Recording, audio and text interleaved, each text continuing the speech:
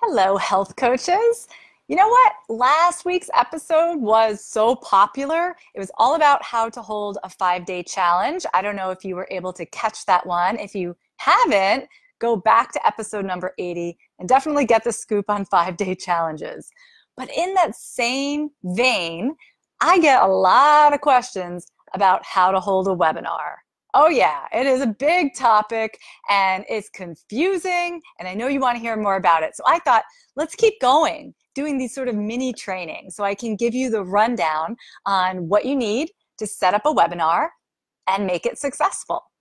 But first, before we get into it today, I need to say hello to one of our listeners, Ashley Lauren RD, who left this 5-star review on iTunes. She said, "Keep on being you. Michelle, I cannot thank you enough for your helpful content, caring heart, and incredible energy. I found your Facebook page before your podcast.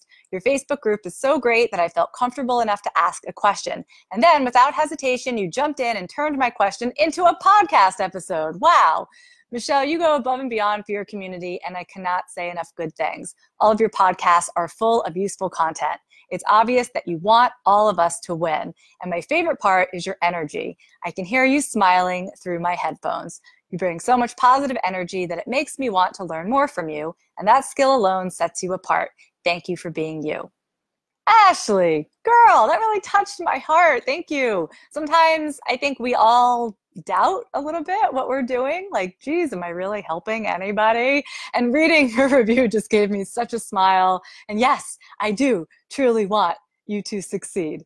I can only reach so many people on my own. I can only help so many of my clients achieve better health.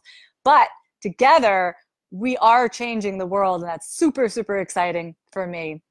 And God knows the world needs it, right? So thank you, Ashley. Please send us your mailing address. Just email it to support@healthcoachpower.com and reference episode number 81 so we can send a little thank you gift your way. All right, so let's dive in and start talking about webinars. If you're here with me live, and I know some of you are, the chat is open and ready for your questions. I'm here to help you. That's why I do this live. So don't be shy. Jump in, ask anything as we go along that either maybe I'm not being clear about, or you just have a question related to what we're talking about. Let me know. I want you guys to start, when it comes to holding a webinar, I want you to start by knowing the answer to this question. This is going to be a toughie. Ready? What is the goal of your webinar? What is the goal? In other words, what's going to make this webinar a success for you? You know, you and I may have very different goals when we hold a webinar. There's no right or wrong answer to this. Your goal may just be like, Michelle, I just want to stand in front of my little laptop camera and not pee my pants. That's it. You know, that could be the goal. And if that's the goal, great. You will be able to know whether or not you succeeded at the end of that webinar based on how wet your pants are. Okay? So that could be your goal. Your goal could be that you're intending to grow your mailing list. Okay? If that's the case, you're going to need to plan to promote this webinar far and wide across all channels, not just to your current audience. But maybe your goal is going to be less about list growth, and it's going to be more about wanting to sell your services to your current list, your current audience. Now, in that case, you would promote heavily to your list, to your warm audience, and you would come up with a great offer for them. In any case, depending on what your goal is, you want to know what you're trying to achieve so that you can measure your success in the end. And I just think it's so important, because if you don't know what your goal is, then you're never going to feel good about what you've achieved. If you go into it and you're like, I don't know what I'm going to do, I don't know how I measure success, you can make several sales and then you're just going to beat yourself up and say, well, why didn't I make more sales? But if your goal was to make like 5 sales and you made 5 sales, you would think, hey, I'm awesome. So set your own expectations about what you're trying to achieve, and then you can make the proper decisions along the way to get you there. Now, I bet when I first said the first thing you need to do for a webinar, you weren't thinking, oh, I need to decide what the goal of the webinar is, because that just seems way too basic. I bet you were thinking, well, what's my webinar going to be about? That's a great question.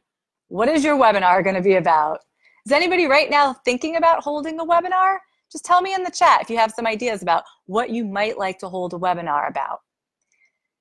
When you think about this, I want you to frame your thinking in terms of, what does my ideal client want more than anything?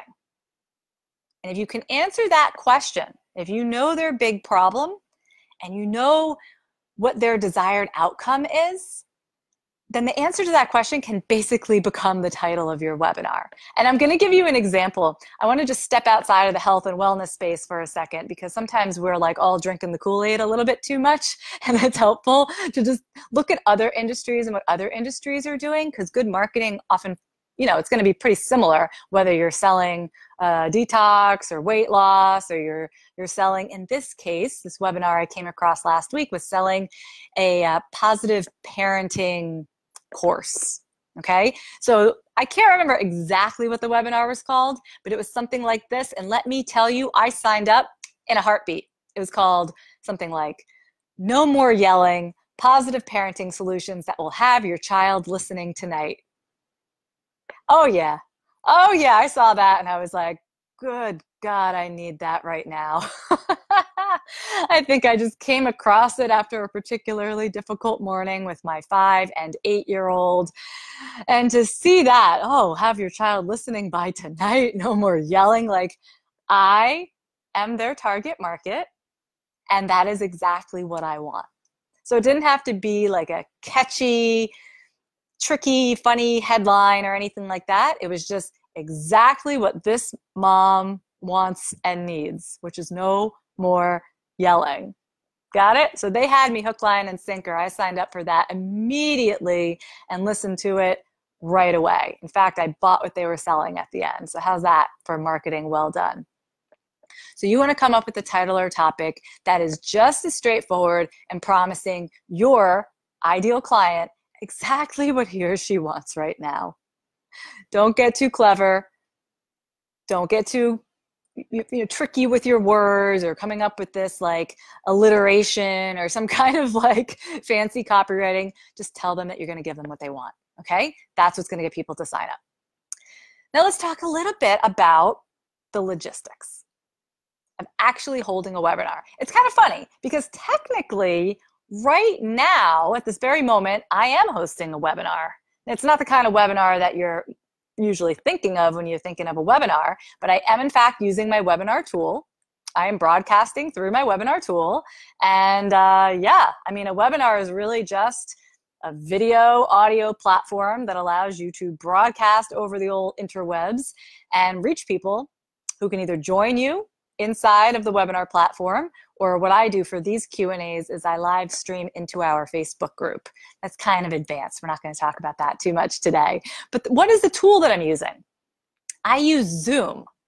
And Zoom is an incredibly powerful tool. I use it for all kinds of stuff. You can use it to meet with your clients, especially clients who live overseas and you're not going to be talking over the phone. This way you can see them in video if you want. It's a very, very stable platform. I find it to be more reliable than using Skype.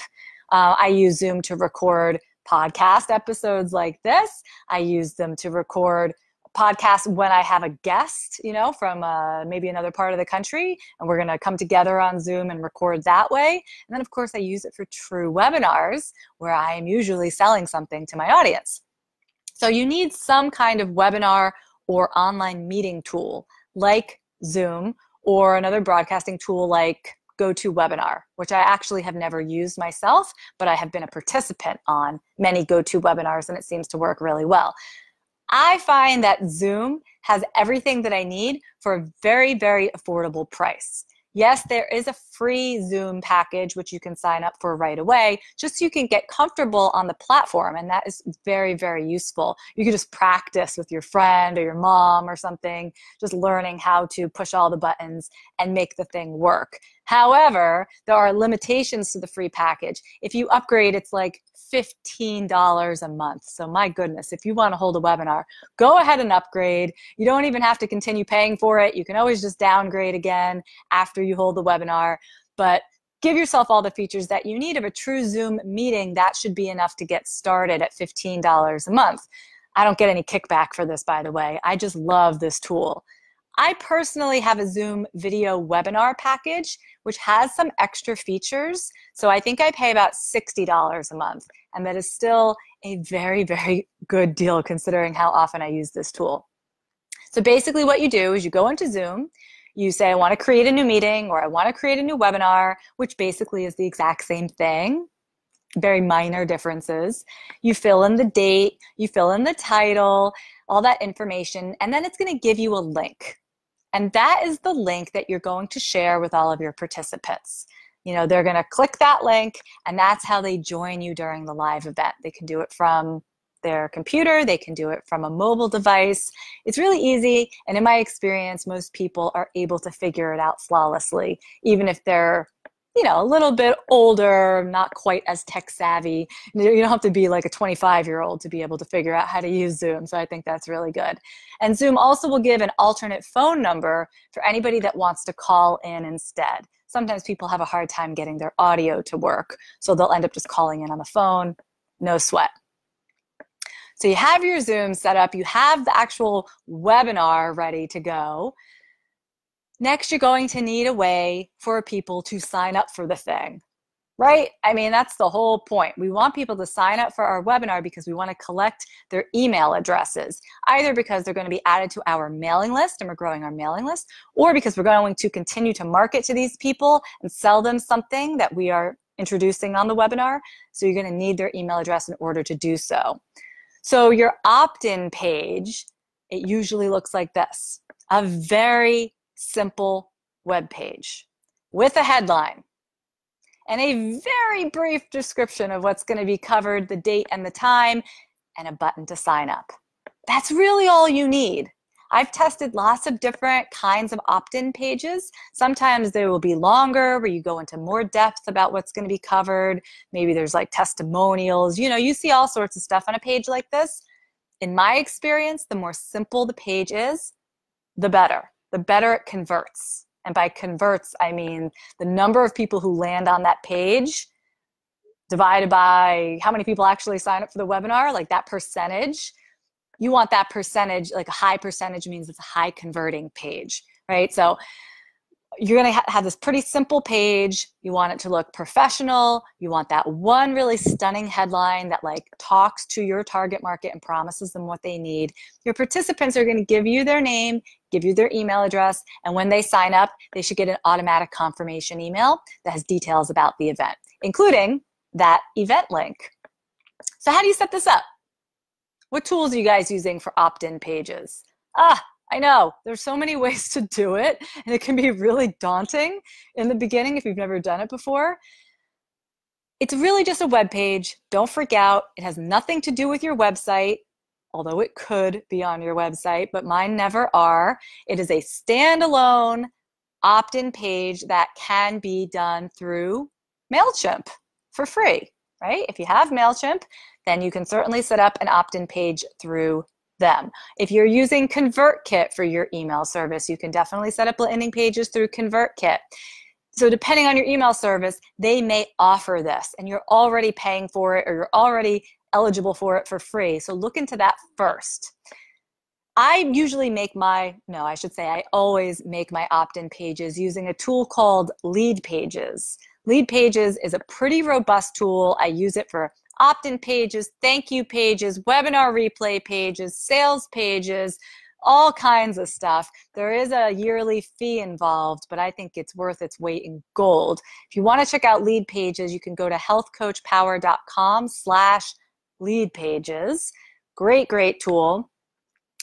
But in any case, the most important thing is that your page is simple with a killer headline, speaking to what your audience wants, because nobody, let's just face it, nobody really wants to sign up for a webinar. No one's like, oh God, I got nothing to do tonight. I hope there's a webinar I can sign up for. Like, no, everybody's busy. They don't want that.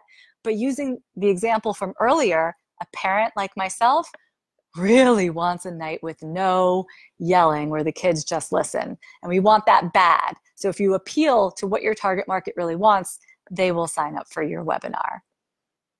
Now, the big thing, and I do see questions coming in and comments, I'm going to get to those in just a second. The big thing that everybody misses, can you guess? Can you guess the part that every health coach falls down on? I'm going to tell you, and you're going to really want to figure this out first, because your whole thing is going to bomb if you don't figure this out from the get-go. Where and how are you going to promote your webinar? Where and how? Like, listen, it is not a list builder if you are not getting this webinar in front of new eyes, people you haven't met before. And that's hard to do, right? It really can be tricky, because who do you have access to? You have access to your list, your Facebook audience, your Instagram audience, whatever, like whoever people you already have contact with. How are you supposed to expand beyond that, right? So I want to just hang on this point for a little bit, because my goodness, how many times have I seen a health coach just pour their heart into creating a webinar, creating that opt-in page, writing up their presentation, pitching their services, and it's like crickets, because only 11 people signed up for the webinar. And statistically speaking, only about 3 of them are going to show up live. And it is so frustrating, right? Have you been there? But I don't want you to worry. There are ways to make it happen. I actually have a checklist to help you out with this part. It is my 0-cost promotion tactics download, meaning ways that you can promote your webinar or promote whatever you're doing in your business for free, which means you don't have to spend money on Facebook ads. If you work your way through this checklist, you're going to increase your reach. You're going to increase your webinar signups like crazy. So please do not do the work of creating a webinar without downloading this checklist of smart promotion ideas at healthcoachpower.com/promos. It's really like a numbers game.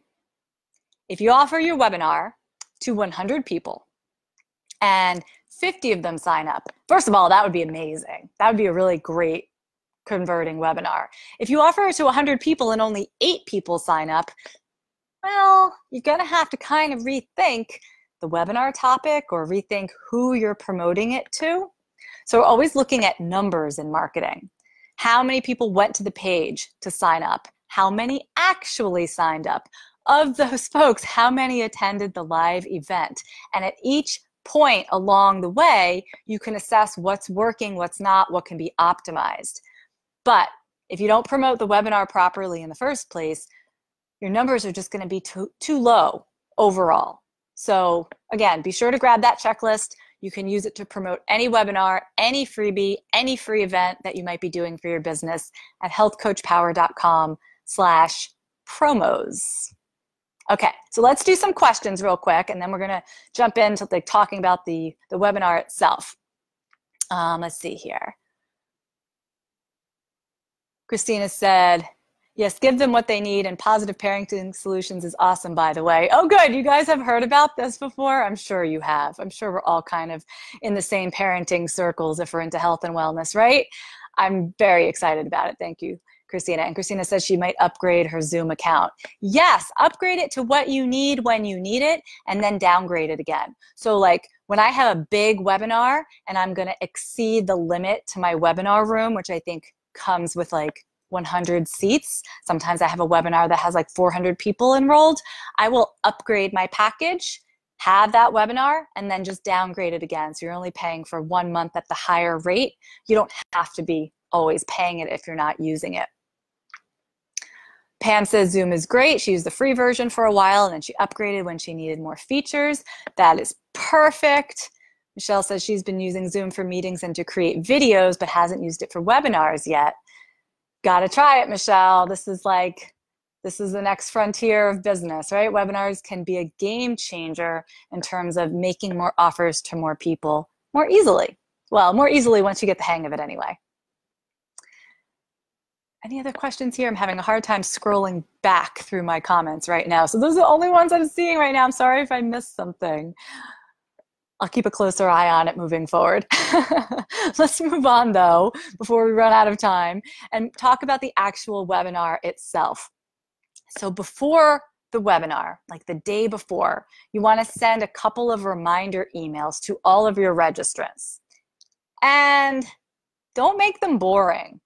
because if people are bored before the webinar even begins, they're definitely not going to show up. So you want to like remind them, but also tease them about the content they're going to be getting and the value that they're going to be getting, and then remind them again, and then remind them again.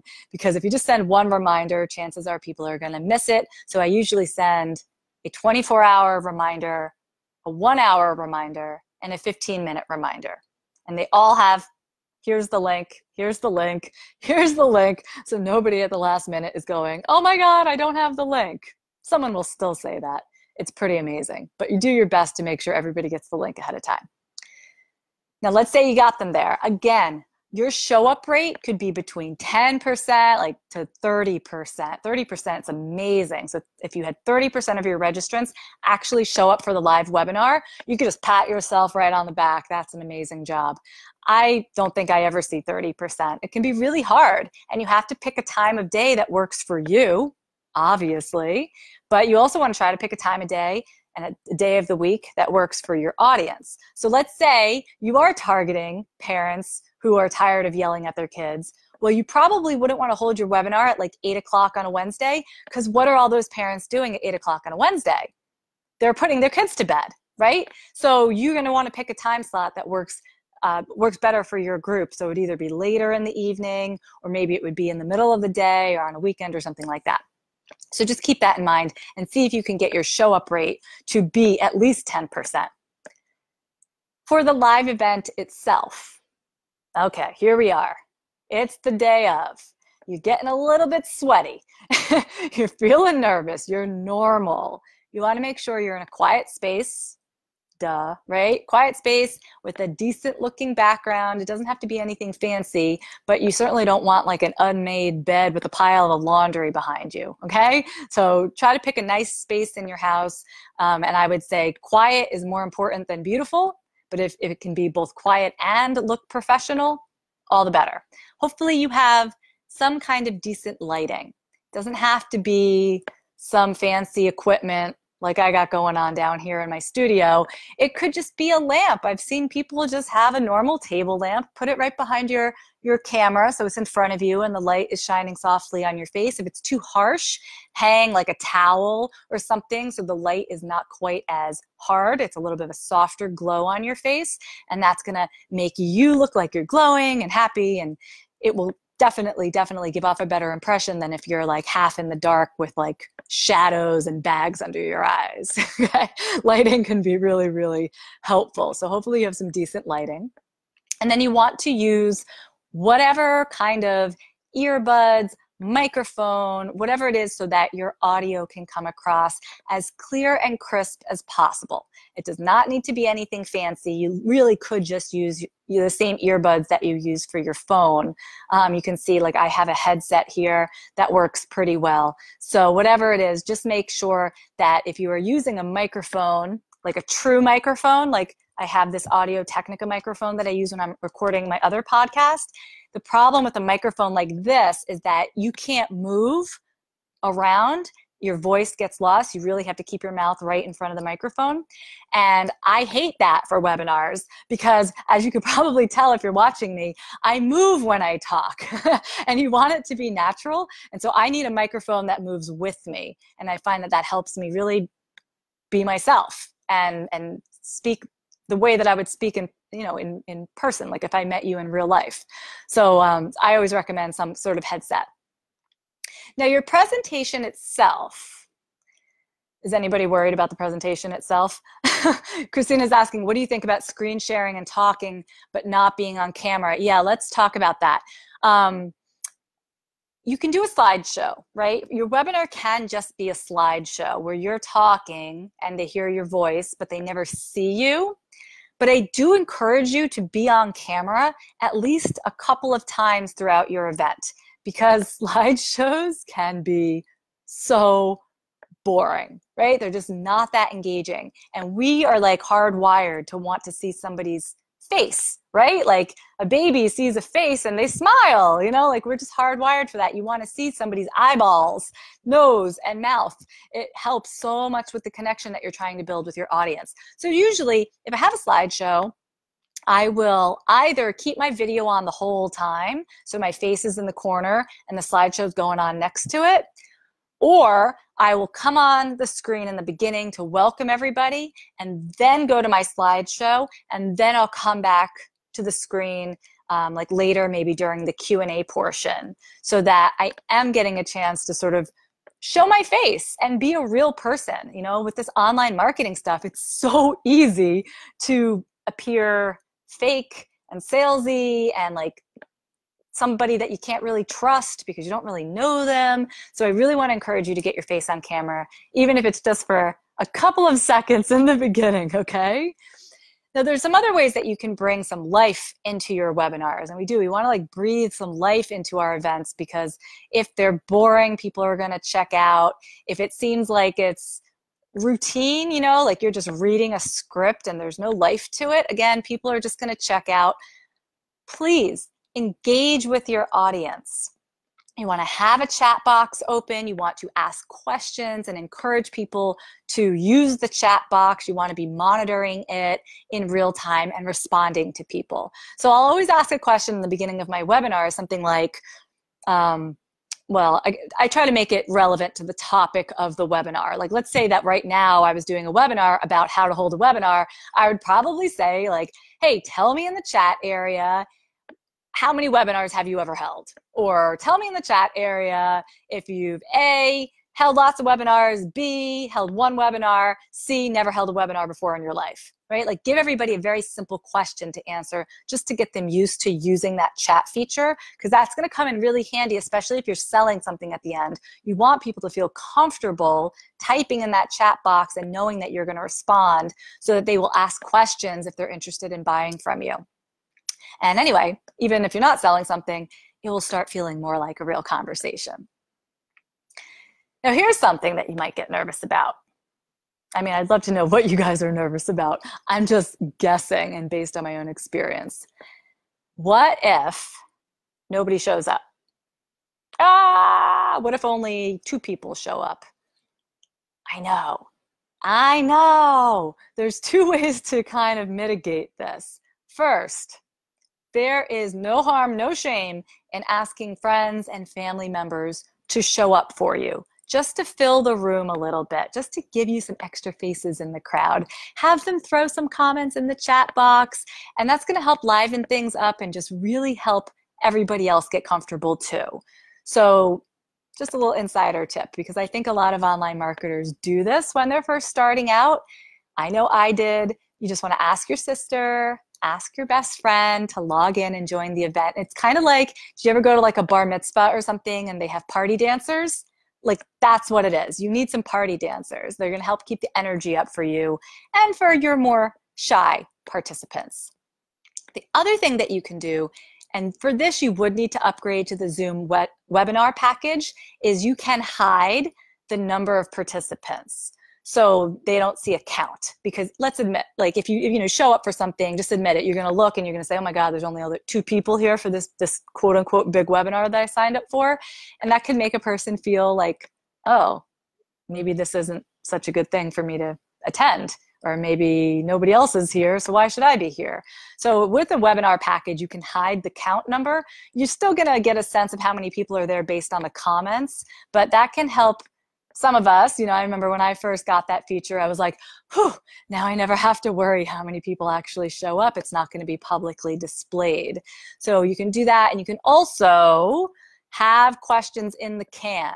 So if you're going to have a Q&A period and you're worried that your audience is going to be a little bit on the quiet side, you can have some canned questions ready to go, and you can just say like, okay, here's a question from so-and-so, and it's a question that you wrote, but it's a question that people probably have. And so you're just helping to move the conversation along by having those pre-written. And that also can take a lot of the pressure off when you're like, so are there any questions? Awkward? No?